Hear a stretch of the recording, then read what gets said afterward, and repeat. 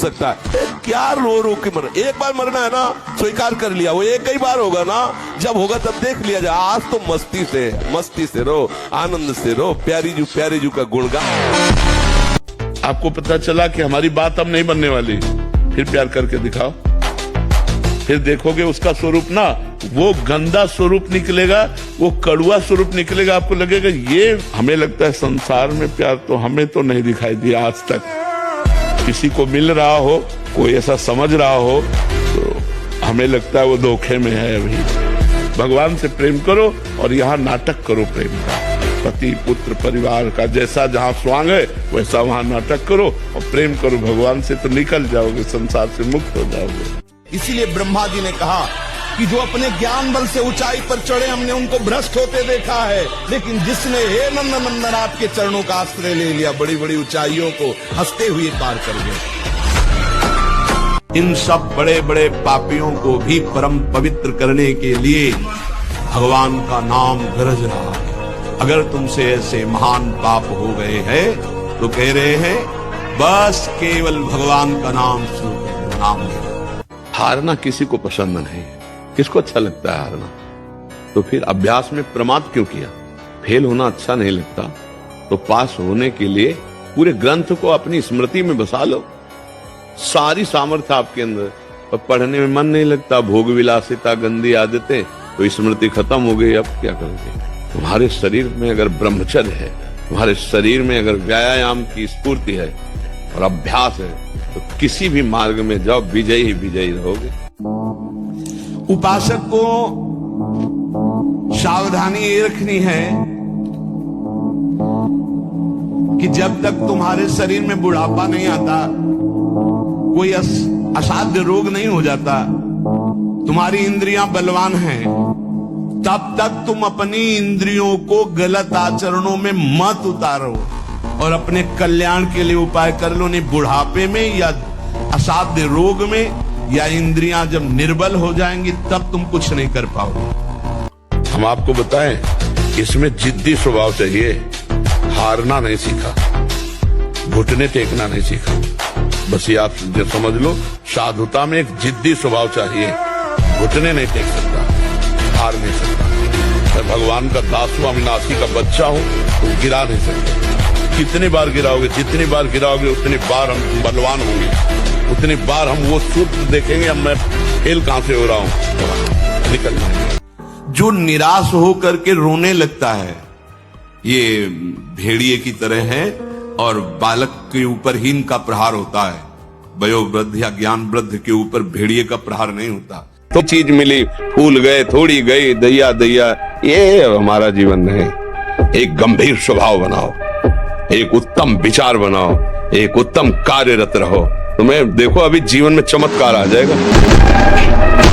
हमारा जब ब्रह्मचर्य निकल जाता है तो हमारी स्मृति शक्ति लो हो जाती है और निगेटिव चिंतन बढ़ने लगता है। ये हम आपको पक्की बात बता रहे हैं। जब हमारा ब्रह्मचर्यहीनता जितनी बढ़ती चली जाएगी तो ओवर थिंकिंग उतनी बढ़ती चली जाएगी और निगेटिव चिंतन बढ़ता चले जाएगा, तो उसको जहाँ विश्राम है उसका नाम डिप्रेशन है। और जब हम ब्रह्मचर्य से रहेंगे, पवित्र आचरण करेंगे, पवित्र भोजन, तो हमारा पॉजिटिव चिंतन होगा, तो हम विपत्ति में भी जहां हमें फंसना चाहिए वहां भी हम निकल जाएंगे पॉजिटिव चिंतन के प्रभाव से। ये मनुष्य जन्म है, हम अविनाशी हैं, परमात्मा के अंश है। दहाड़ना सीखो, हर कष्ट को गले लगाना सीखो, हर संघर्ष को रौंदना सीखो। अरे बिल्ली कुत्ते की तरह रो करके मर जाना, ये मनुष्य जन्म है। अगर हम भगवान से न जुड़े हो तो हम भी तुम्हारी तरह डिप्रेशन में पहुंचकर मनाए कि मौत हो जाए, फिर भी हम तुम्हारे सामने सिंह की तरह दहाड़ रहे, कोई नाटक थोड़ी कर रहे। हम ये तुम्हें सिखा रहे कि अगर भगवान से जुड़ोगे तो तुम जीत जाओगे, और भगवान से नहीं जुड़ोगे तो मृत्यु लोक है, कोई सहारा देने वाला नहीं। ब्रह्मचर्य बहुत गंभीरता स्वभाव में आ जाएगी। ब्रह्मचारी का स्वभाव गंभीर होता है, विचार परिपक्व होता है, स्मृति प्रवीण होती है उसकी, और हर कष्ट सहने की सामर्थ्य होती। गर्मी, सर्दी, बरसात, पीड़ा, अपमान, निंदा, वो महान शीतलता अंदर प्रदान करता है। कौन सोचता है कि शास्त्र क्या कहता है, धर्म क्या कहता है? पहले तलवार की नोक में विधर्मी मांस भक्षण कराते थे। गौ का मांस इसके जबान में रखो, नहीं तो गर्दन कटवा ली, गौ का मांस नहीं रखा। अधिक लोगों को आप देखोगे डिप्रेशन में मिलेंगे। बोले डिप्रेशन की दवाई हो रही, क्यों? क्योंकि कुकर्माचरण, पापाचरण हो रहा है, इसलिए। अगर आप पापाचरण करते हैं तो इसी जन्म में तुमको पता चल जाएगा कि तुम्हारा परिणाम क्या होगा। ऐसा आज तक कोई पापी नहीं देखा कि ऐसे करके गया हो मृत्यु लेख से। रावण जैसे धूल धूसरित हो गए, कंस जैसे, शिशुपाल जैसे काट के फेंक दिए गए, कोई ऐसा नहीं है। ये जो कह रहे ना, बढ़िया है, दो प्रकार की खेती होती है, एक दुख की एक सुख की। आप वो दुख की खेती हो, जब काटने को आएगा तब कहते हे भगवान 7 लोग इस गाड़ी में जल गए। ये वही जले हैं जो जला जला के आए थे ना। अब भगवान ने भूंजा उनको, काल भगवान। हम भगवान के अंश हैं, भगवान के बच्चा हैं, इसीलिए विध्वंस कर दो अपने किए हुए कर्मों को भगवान के भजन के द्वारा। मिटा दो अपने दुर्भाग्य को और नए भाग्य की रचना लिखो। मनुष्य शरीर ये नए भाग्य की रचना के लिए, हमारे भाग्य में थोड़ी लिखा था कि हम भगवत प्राप्ति करेंगे। भजन के बल से भाग्य को बदल। मनुष्य जन्म इसीलिए मिला, नहीं तो सुअर कुत्ता और हमें अंतर क्या रहा? वो अपने प्रारब्ध को भोग रहा है, हम अपने प्रारब्ध को भोग रहे हैं। नहीं, हम प्रारब्ध को मिटिया मेट करेंगे, प्रारब्ध को विध्वंस करेंगे, भगवत प्राप्ति करेंगे। ये ब्रह्मचर्य धर्म है, ये ध्रुपद है, ये नित्य है, ये शाश्वत है। देवलोक सहित समस्त देवता उसे नित्य नमस्कार करते हैं जो ब्रह्मचारी है। शरीर का श्रृंगार, शरीर की शोभा, शरीर को सुख आराम देने की भावना वाला कभी ब्रह्मचारी नहीं हो सकता। बहुत सावधानी की जरूरत है और व्यायाम अत्यंत आवश्यक है। ये नहीं कि हम बहुत सेवा करते, नहीं। अरे ब्रह्मचर्य को पचाने के लिए 1 घंटा व्यायाम की जरूरत है। दवा कोई वर्जिश से बेहतर नहीं। नुक्सा है कम खर्च, बालान से शक्ति बढ़े, फुर्तील है, चोट न अधिक पिराए, अन्न पचे चंगा रहे, कसरत सदा पाए। लोग कहते मन बहुत परेशान करता है, तो तुम्हारे ही पावर से तुमको परेशान कर रहा है, तुम जान नहीं पा रहे हो।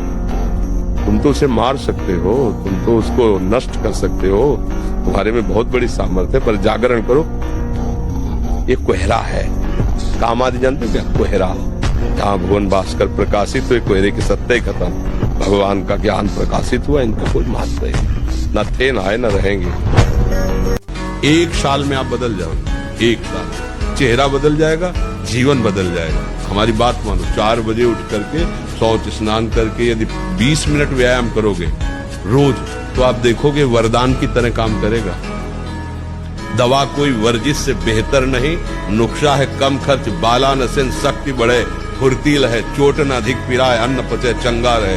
ब्रह्मचर्य का नाश वीर का नाश, जीवन का नाश है।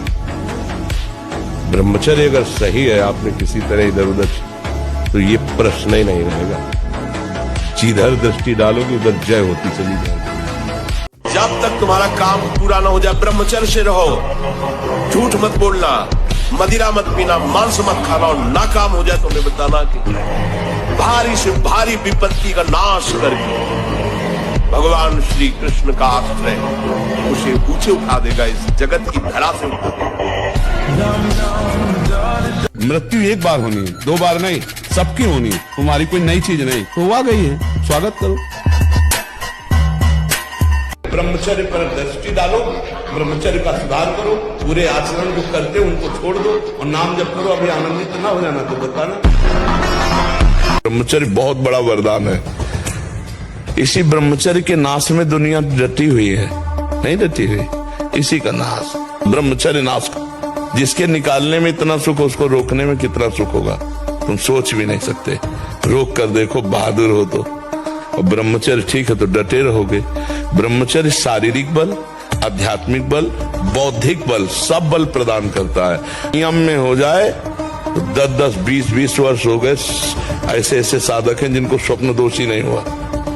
ऐसे ऊर्ध्व रेता, तो फिर अगर आपको वास्तविक बलवान बनना है तो ब्रह्मचर्य, गाय बांधो और गाय का शुद्ध दूध पियो और दंड बैठक मारो और लंगोटे के पक्के रहो, बलवान बन जाओगे। ब्रह्मचर्य से रहो, नमक रोटी खाओ। और ये हम तुम देखा है ऐसा पहलवान शंकर बाबा, उस समय 50,000 रुपया बाबा के ऊपर इनाम लगा गए, तो 4-5 चढ़ गए हाथ मिलाने के। बाबा ऐसे हाथ पकड़ के ऐसे मारते, 3-4 खोपड़ी वाले से चले जाते। कोई नहीं, ब्रह्मचारी के आगे कौन? ब्रह्मचर्य ही महान बल और महान तप है। कि इन मांस खानों वालों के परिवारों का बहुत बुरी तरह नाश होगा, और जब ये मरेंगे तब नरक जाएंगे, और फिर जब जन्मेंगे तब ये फिर वही बकरा बकरी बनेंगे, काटे जाएंगे। होश में रहो। ऐसा मान सकते हैं कि हमारी बुद्धि सही निर्णय नहीं कर पाती, जी सही नहीं कर पाती, लेकिन असत्य कभी कर्तव्य नहीं हो सकता, और कर्तव्य करने वाला कभी निराश, उदास, हताश नहीं हो सकता।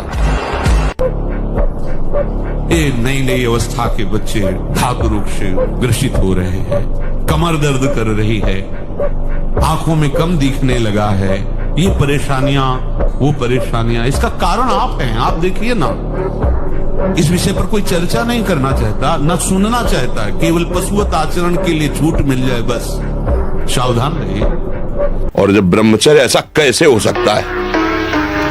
बल है ना, अध्यात्म बल, शारीरिक बल की बात नहीं कहते। ऐसा कैसे हो सकता है? यदि एक बार ऐसा हुआ तो 1000 बार मैं प्रयास करूंगा और इस पर विजय। वो मतलब जिद्दी स्वभाव, एक निष्ठा उसी से आती है, उसी से।